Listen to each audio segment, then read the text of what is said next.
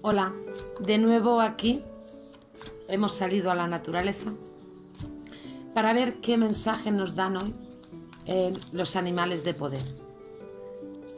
Pues vamos a extender,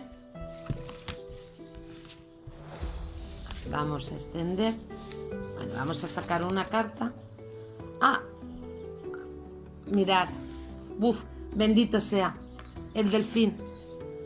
Bendito sea, porque a mí me encantan, ¿eh? Para mí el delfín es algo, no sé, lo llevo muy dentro.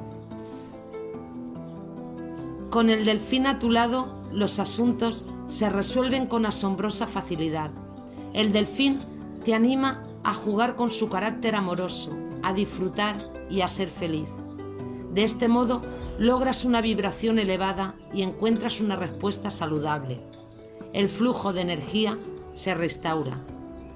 Observa aquello que te hace disfrutar y te da alegría.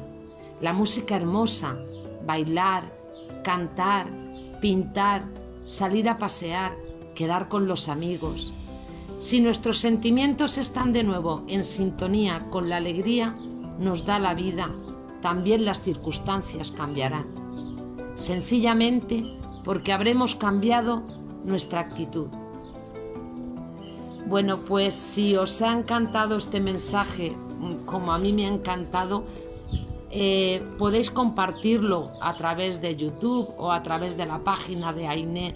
Lo podéis compartir con otras personas para que a otras personas les llegue también este mensaje, porque es un gran mensaje el que nos ha dado el delfín. Gracias, amigo delfín, gracias.